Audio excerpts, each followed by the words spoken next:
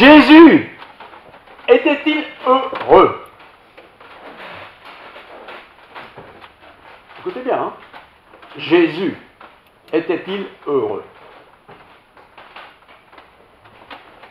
Quel est votre avis à ce sujet-là? Oui, il était heureux. Non, il ne devait pas être très heureux. Tout ce qu'il savait, tout ce qu'il connaissait, tout ce qu'il expérimentait. Pourtant, Jésus, l'Écriture nous dit qu'il était heureux. Il était heureux quoique l'aîné d'une famille nombreuse. Moi, je suis l'aîné d'une famille nombreuse, 6 enfants. Je sais ce que c'est d'être l'aîné d'une famille de 6 enfants. On n'est souvent pas le plus heureux. Pourquoi? Parce que tu es l'aîné, quoi. Tu dois montrer l'exemple. Tu dois faire pour les autres. Tu dois aider papa et maman, etc., etc. Jésus était-il heureux? Alors je me suis dit, mais est-ce que Jésus était heureux dans le fond? Parce que son père était charpentier, il travaillait dans le bâtiment. Et je suppose que Jésus a aussi dû travailler dans le bâtiment. Oui, Jésus c'était un intellectuel quand même. Et tout le monde sait que les intellectuels, ils ont plutôt la main gauche. Est-ce qu'il était heureux d'aider son père dans le bâtiment? Jésus, il a dû bien sûr travailler dans l'entreprise de son père, je viens de le dire. Mais aussi, surtout, il a dû rester célibataire. Jésus, c'est un homme. Et comme tous les hommes, on a envie de rencontrer des femmes. C'est juste. Mais il est resté homme célibataire. Je me suis dit, tiens, Jésus, il n'a jamais eu de petite amie, lui. Est-ce qu'il n'a jamais eu envie d'être avec une femme, après tout? Jésus. La Bible nous dit que Jésus n'avait ni beauté ni éclat. C'était pas un canon, hein. Ni beauté ni éclat. Rien de spécial, quoi. Un peu comme moi. Enfin, comme vous. Comme nous. Rien de spécial. Il n'avait ni beauté ni éclat. Il n'avait rien pour attirer nos regards. Il était dans la masse. Rien de spécial. Jésus, de plus, quand on lit sa vie, on voit quand même qu'il a... C'était pas facile, hein. Il a été maltraité et opprimé. Maltraité et opprimé. Il n'avait pas de location, il devait tout faire à pied. Les déplacements, il devait les faire à pied. S'occuper de ses frères et sœurs qu'il a eus. Il devait avoir la responsabilité, il était l'aîné. Pas facile. Et puis je me suis dit, mais Jésus, dans le fond, si c'était notre époque, est-ce qu'il n'aurait pas voulu avoir un GSM? Un smartphone? Ou un ordinateur, quoi? Vous savez, tout ce qu'on a envie d'avoir aujourd'hui, quoi. Est-ce que Jésus n'aurait pas voulu avoir ce genre de choses? On pourrait faire une longue liste, hein, un peu blabla comme ça. Mais il y a une chose que Jésus savait, que nous ne savons pas. Il savait comment il terminerait sa vie. On a parlé de quelqu'un qui a été opéré. Bon, il est à l'hôpital, il va être soigné. Tout le monde espère que ça va bien, et ça va bien, tant mieux. Mais Jésus connaissait la fin de sa vie. Il savait même pourquoi il était venu sur cette terre. Je ne sais pas s'il a eu des nuits blanches. Ce n'est pas écrit dans l'Écriture, mais j'imagine que de temps en temps, rien que l'idée d'être crucifié, ça devait être horrible. Il aurait pu dire, mais non, je ne vais quand même pas accepter ça, c'est pas possible. Il connaissait la fin de sa vie. Et la fin de sa vie, c'était la crucifixion. Il en connaissait des crucifixions. Il en avait peut-être vu. C'est horrible d'être crucifié. Lui qui n'a rien fait. Pas facile. Alors je me suis dit, en préparant ce sermon, je vous le dis franchement, c'était pas facile. Quel était le secret de son bonheur? À Jésus. Son bonheur, c'est pas d'être joyeux. De son bonheur, de faire bien, de faire ce que Dieu veut. Quel était son secret? Comment est-ce qu'il a réussi à traverser, pas esquiver les choses pour aller dans d'autres chemins, dans d'autres régions, dans d'autres pays? Qu'est-ce qu'il avait? Qu'est-ce qui lui donnait cette confiance dans son Père, en Dieu en fait? Comment pouvait-il être content de la vie qu'il avait? Comment pouvait-il se satisfaire de ce qu'il savait concernant l'avenir? C'est difficile. C'est difficile à savoir. Je pense que Jésus a pu dissocier les besoins de son corps, les besoins terrestres, et les besoins de son âme. Il a certainement fait une différence. Mon corps va souffrir. Crucifié, c'est souffrir. Puis, il a rencontré des gens, hein, on lui a craché dessus, il a fait des tas de choses. Il a accepté ça. Mais d'un autre côté, son âme, c'est pire que le corps. Il savait, lui, qu'il allait être crucifié. Et ce n'est pas simplement le fait de la crucifixion, quoique c'est horrible, c'est pourquoi il a été crucifié. Il a pris sur lui, écoutez bien, je ne l'invente pas, hein, il a pris sur lui le poids de mon péché, de nos péchés, Dieu sait s'il y en a beaucoup, parce que c'est pour toute l'humanité vrai. Et il a quand même continué son chemin, sans s'en détourner ni à gauche ni à droite.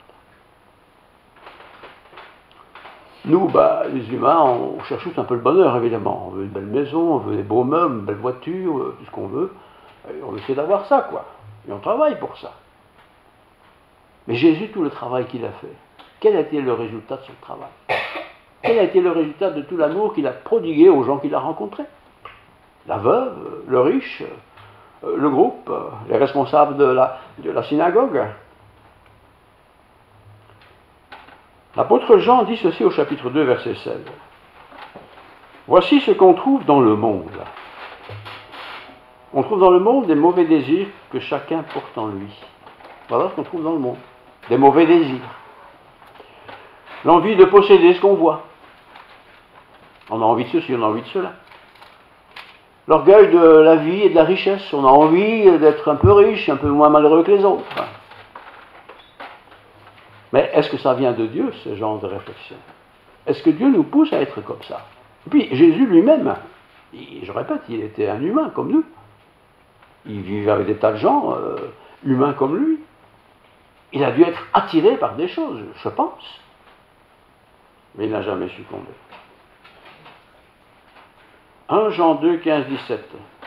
C'est très fort ce que je vais vous lire maintenant. N'aimez pas le monde. N'aimez pas le monde. Ni les choses qui sont dans le monde. Il y en a des choses. Si quelqu'un aime le monde, l'amour du Père n'est point en lui. Oh. Si quelqu'un aime le monde, l'amour du Père n'est pas en lui. Ah bon? Car tout est dans le monde. Car tout ce qui est dans le monde, c'est-à-dire la convoitise de la chair, la convoitise des yeux, l'orgueil de la vie, ne vient point du Père, mais vient du monde. Et le monde passe, et ses convoitises aussi. Mais celui qui fait la volonté de Dieu demeure éternellement. Et voilà la réponse à ma question de tout à l'heure. Comment Jésus a-t-il réussi à accomplir la volonté de son Père? Lui qui vivait dans le monde, hein? Lui qui a vu tout ce qu'on peut vendre dans le monde, tout ce qui se faisait dans le monde. Il a vu les grands magasins, les grandes villes, il a rencontré des tas de gens, mais il a accompli ce que son Père voulait qu'il accomplisse. Jésus nous raconte l'histoire dramatique d'un homme qui avait des idées erronées concernant la pauvreté et la richesse. Cet homme, dont le monologue et sa vanité suffisante, dit ceci, cet homme donc. Mon âme, tu as bien travaillé. Tu as en réserve pour plusieurs années bien des choses. Repose-toi, mange, bois et te réjouis. C'est Luc chapitre 12, verset 19. Ça, c'est les gens du monde. Tu as bien travaillé. Tu viens d'aller à la pension. Profite de ta pension. Tu viens d'avoir une promotion. Profite de ta promotion. Tu viens de te marier, une belle femme ou un bel homme. Profite de ton mariage. Etc., etc., etc. Nous sommes comme ça. Mais nous savons tous que tout c'est comme ça, ça ne dure pas. On n'est pas toujours beau. On n'est pas toujours en forme. On n'est pas toujours en pleine santé. On n'est pas toujours dynamique. On n'est pas toujours d'accord avec tout. C'est difficile. Lui, Jésus, eh bien, était d'accord avec son Père. Le Père était en lui, bien sûr, l'Esprit de Dieu. Et son âme n'a jamais rejeté ce pourquoi il était sur terre. Pourtant, je pense qu'il a vu de jolies femmes. Et il était un homme. Il a été au temple bien des fois, il y était souvent d'ailleurs, depuis très jeune. Et au temple, il a écouté tous ces discoureurs, tous ces prédicateurs. Et il savait qu'il serait un jour prédicateur. Mais moi, je serais peut-être le chef des prédicateurs. Jamais il n'a pensé une chose pareille. Jamais. Au grand jamais. Nous aussi, nous avons une âme. Nous savons bien ça. L'humain a une âme. Tous les humains ont une âme. Et cette âme a aussi des aspirations. Pas simplement d'être un bon menuisier, ou d'être un bon écrivain, ou d'être un bon assureur. Mais notre âme a envie de pouvoir exploser des choses qui vont satisfaire son être. Jésus a connu ça. Jésus a connu ça. Nous sommes souvent rassasiés physiquement, bien sûr. Et matériellement, on peut dire que dans nos pays, on a à peu près tout ce qu'il nous faut, à peu près. Mais nous savons aussi que nous sommes faibles, chétifs et parfois anémiques. Chétifs, anémiques, faibles, nous le sommes souvent. Et pourtant, je pense que tout le monde ici, nous sommes chrétiens, peut-être même nés de nouveau, nous avons même été baptisés, nous allons régulièrement à l'église, nous réfléchissons, nous partageons et tout ça, oui, très bien. Mais quand même, sur une semaine, sur un mois, quand on évalue ce qui s'est passé, on se dit, mais pourquoi tu t'es emporté là? Pourquoi tu as critiqué là? Pourquoi tu as fait ça? Pourquoi? Tu es chrétien. Tu as mis ta confiance en Christ, alors pourquoi? Le charme a certainement dû jouer aussi sur la vie de Jésus. Nous ne sommes pas insensibles au charme. Moi, je suis un homme, je ne suis pas insensible à la gentillesse d'une femme. Vous êtes une femme, vous n'êtes pas insensible à la gentillesse d'un homme. Jésus était homme comme nous. Et il a rencontré des femmes. Il n'était pas dans un monastère. Il a rencontré, il a parlé, il a écouté les pleurs des uns et des autres. Physiquement, nous le sommes à peu près tous. Nous sommes plus ou moins satisfaits de ce que nous avons, à peu près. Et Jésus, qu'est-ce qu'il avait? Sa maman c'était Marie, son papa c'était Joseph, c'était monsieur et madame quelconque, rien de spécial, rien de spécial. Il n'avait pas la promesse d'avoir une belle carrière, d'avoir une belle pension, d'avoir une belle maison, d'avoir tout ce qu'on peut imaginer, rien. Et pourtant, il a toujours fait la volonté de son père. Son père, c'était pas Joseph, c'est son papa, mais son père c'était Dieu. Et je me suis dit en préparant ce sermon, qui n'a pas été facile, je vous le dis tout de suite, parce que je me regarde d'abord, est-ce que tu es satisfait de ce que tu fais? Est-ce que tu es satisfait de servir le Seigneur comme tu le sers? Est-ce que tu es satisfait de ta famille, de ton foyer, de tes frères et sœurs dans la foi? Notre âme a des aspirations comme notre corps a des aspirations. Tu as envie d'avoir une belle cravate, un beau costume, enfin chacun son histoire, tu peux l'acheter, pas de problème. Mais mon âme, notre âme, a des aspirations. Tout le monde, nous avons des aspirations. Et si nous sommes chrétiens, nous avons une double aspiration parce qu'on a envie de plaire à Dieu quelque part. On a envie de passer l'éternité avec Dieu, avec tous nos questionnements, bien sûr. Mais si je suis enfant de Dieu, comme Jésus l'a été, quel a été son intérêt essentiel? De pouvoir voyager beaucoup, d'avoir des belles connaissances, d'être bien apprécié. Est-ce que c'est ça qu'il cherchait? Non, pas du tout. Il cherchait toujours la communion avec son Père. Avec Dieu donc. Il avait besoin d'adorer son Père. Il avait besoin de calme. Il avait besoin du temps pour la méditation.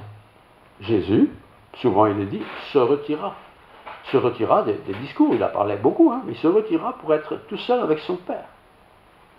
Je me suis dit, mais toi, tu te retires pour être tout seul avec ton Père? Avec Dieu? L'âme n'est pas nourrie, si l'âme n'est pas nourrie journellement, régulièrement, cette âme est fragile. Certains disent, moi je vais à l'église une fois par an, à Pâques, on connaît tout ça, ou à Noël peut-être, et j'ai dit, ça vous suffit? Ça vous suffit? Ah oui, c'est bien, j'ai fait mes petites BA, je suis content. Et avec ça, tu es content? Qu'a fait Jésus? Il n'a pas pris 3 ans de congé chaque trimestre, hein, ou chaque année, ou jusqu'à sa pension, non, non. Il n'a pas pris de pension. Il était toujours, absolument toujours au service de Dieu. Aujourd'hui, bien sûr, nous savons tous que autour de nous, il y a des gens qui ne partent pas toujours en voyage, mais ils savent bien boire. Ils sont souvent pétés. Ils sont saouls, quoi. Jésus ne s'est jamais saoulé. Jésus n'a pas besoin de fumer. Il n'a pas besoin de prendre de la drogue. Jésus n'a pas besoin d'aller au cinéma. Jésus n'a pas besoin de rien du tout. Il était intime avec son Père. Alors, tout ce que je vous dis, oui, on sait bien, oui, mais nous sommes des humains et nous voulons nous inspirer de la vie de Jésus, parce que Jésus était un humain sur terre comme nous, hein, avec ses mêmes attirances, avec ses mêmes séductions possibles. Mais jamais il n'a succombé. Notre monde est ainsi fait que régulièrement nous voyons des encouragements à vivre de nouvelles expressions sexuelles. Ah, tu devrais essayer. Attention les adolescents, ne vous faites pas avoir. Tu n'as rien à essayer. Ce n'est pas une marchandise, ce n'est pas un essai. Apprends à te contenter de ce que tu as. Et ce que tu dois avoir, tu l'auras en son temps.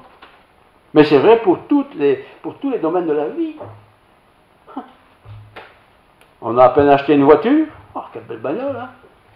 Déjà 6 mois après, dit, oh, j'aurais dû prendre l'autre. Hein. On n'est pas content. On n'est pas content. Jésus s'est dépouillé de tout. Il n'a pas recherché la plénitude des choses. Jésus a connu la plénitude de l'économie des croyants, quelque part. Il aimait son Père. La Bible nous dit que nos âmes sont malades et que la maladie dont elles sont atteintes est plus grave que le cancer. C'est moi qui l'ajoute. Ah bon? Tout le monde connaît des gens qui ont le cancer, c'est moche, c'est pas bien, c'est terrible. Il faut autre chose. Il faut quelque chose de plus fort. Beaucoup sont troublés. On va voir des psys de toutes les sortes, parce que je suis cela. On essaie de trouver des solutions. Certains sont dans la confusion, on ne sait plus très bien ce qu'on fait. D'autres sont dans des désillusions, ils ont été déçus par la société, ou son partenaire d'ailleurs. Jésus n'a jamais parlé comme ça. Jamais de jamais. Jésus a fait quelque chose, plutôt il n'a pas fait quelque chose que nous faisons souvent. Jésus n'a pas succombé au péché. Nous succombons au péché. Et quand nous succombons au péché, nous sommes envahis par celui qui veut nous contrôler, c'est-à-dire le diable. Alors certains diront, oui, mais enfin, c'est pas grave, hein, c'est pas la fin du monde quand même. Si, c'est grave. Parce que tu es contaminé. Un virus qui vient d'entre nous, il n'est pas énorme, hein, mais il est là et il nous contamine. Hein. Le péché, c'est comme ça. Le péché, c'est comme ça.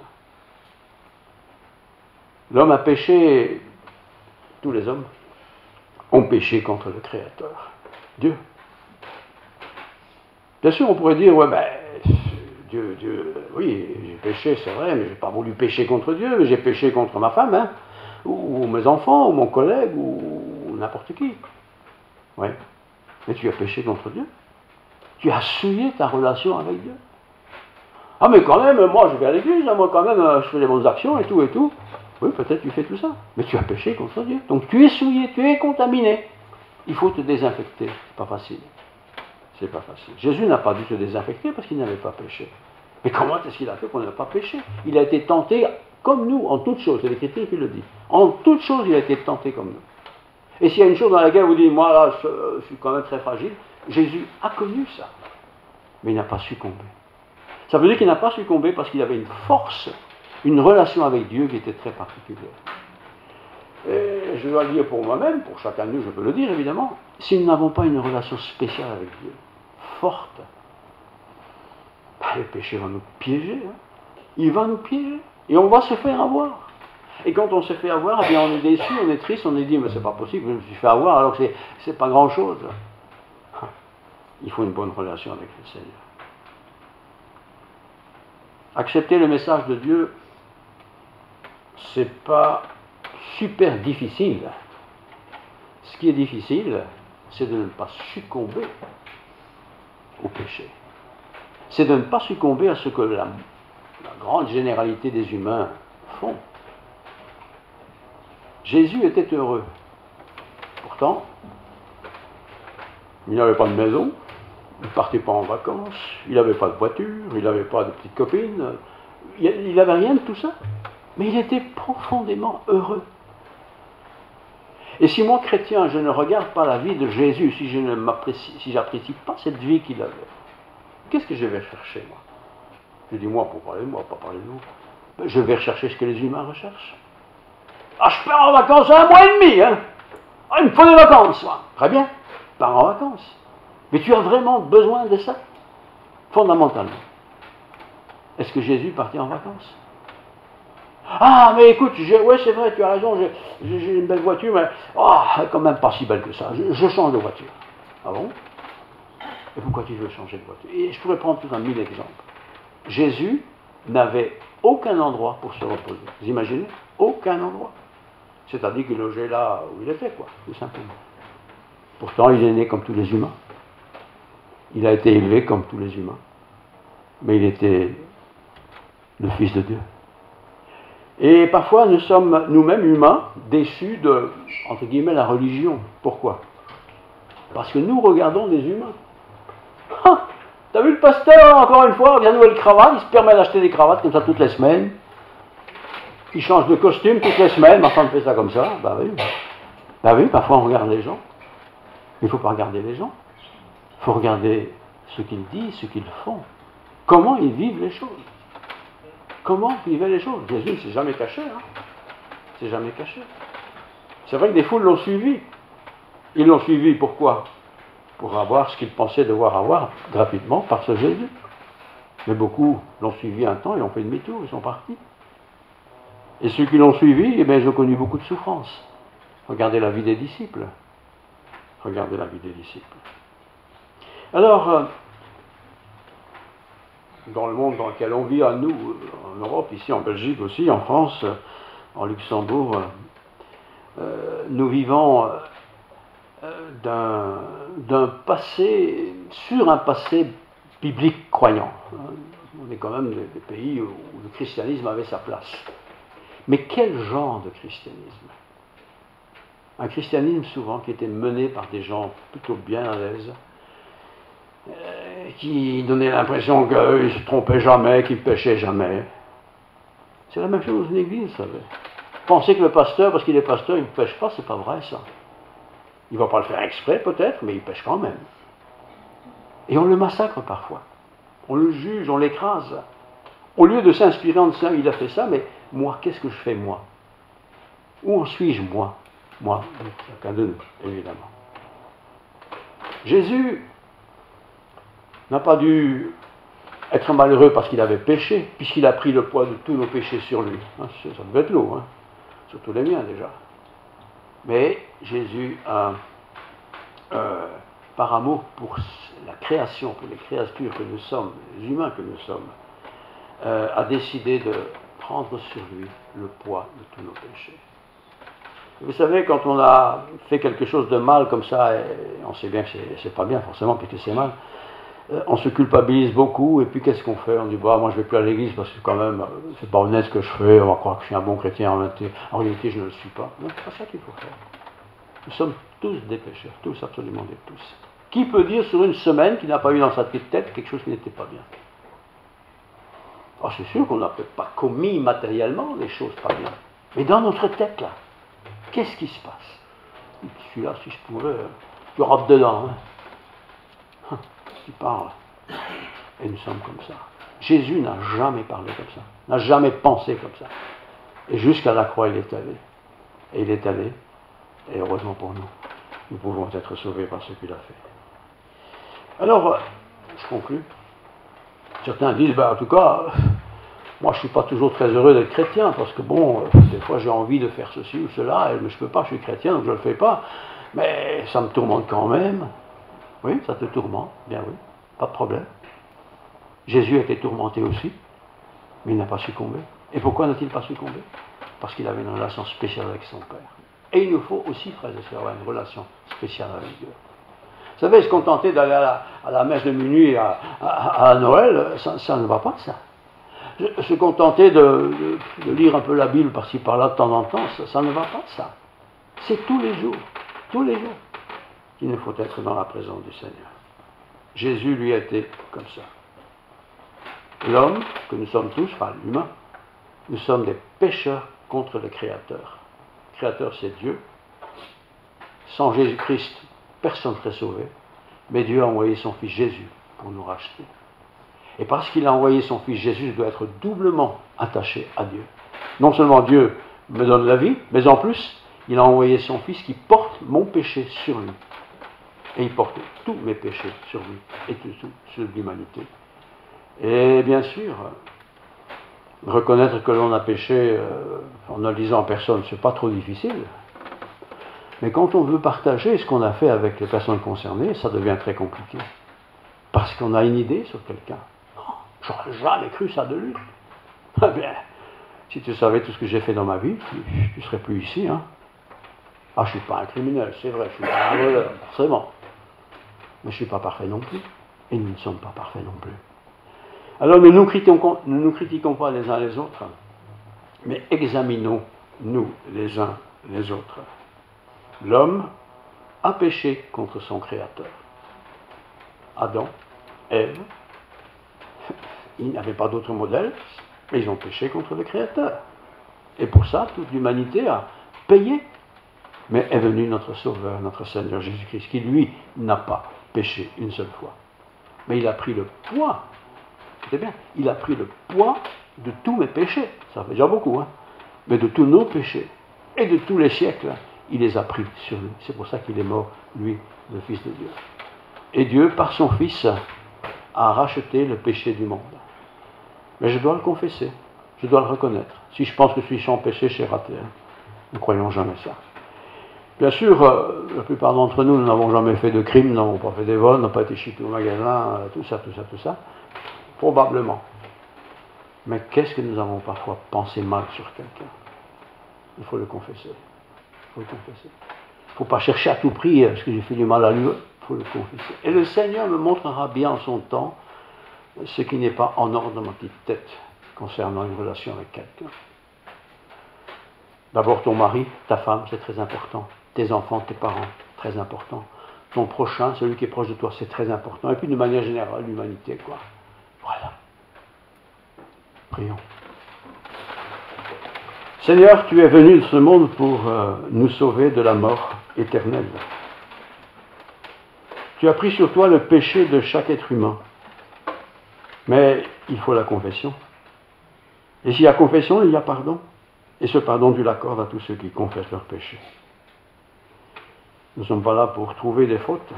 Nous sommes là simplement pour reconnaître que sans toi, nous sommes perdus. Merci Seigneur pour ta grâce. Merci pour ta miséricorde. Merci pour le salut que tu offres encore aujourd'hui à l'humanité tout entière. Donne-nous aussi d'avoir de la compassion pour celui qui est dans le péché. De ne pas simplement condamner, expulser. Donne-nous de pardonner. De même effacer de notre tête, si c'est possible, ce que nous aurions subi. Seigneur, je te remercie pour ta grâce. Je te remercie pour toute l'assemblée ici présente. Je te remercie pour toutes les assemblées du monde qui se réunissent en ton nom. Nous savons bien, Seigneur, que nous ne sommes pas parfaits. Nous le savons.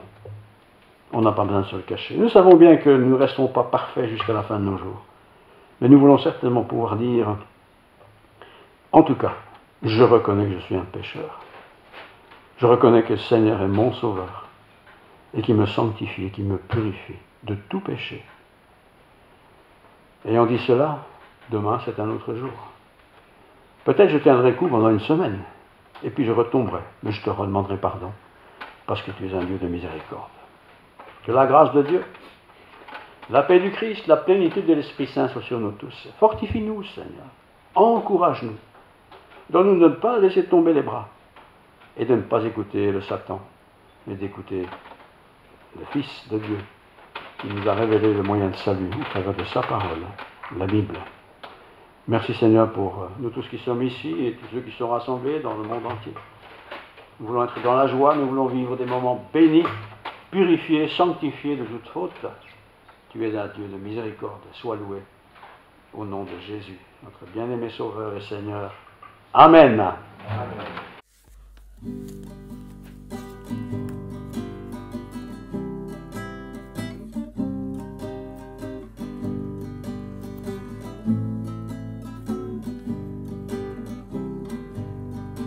Tendre Père, j'aime te contempler. Tendre Père, j'aime te contempler. Je t'offre ma vie, je chante ta gloire. Tendre Père, j'aime te contempler. Fils de Dieu, j'aime exalter ton nom. Fils de Dieu, j'aime exalter ton nom. Tu m'aimes, tu combles ma vie. Fils de Dieu, j'aime exalter ton nom. Saint-Esprit, tu éclaires ma vie. Saint-Esprit, tu éclaires ma vie. Tu diriges mes pas, tu restes près de moi. Saint-Esprit, tu éclaires ma vie. Tendre Père, j'aime te contempler. Tendre Père, j'aime te contempler. Je t'offre ma vie, je chante ta gloire. Tendre Père,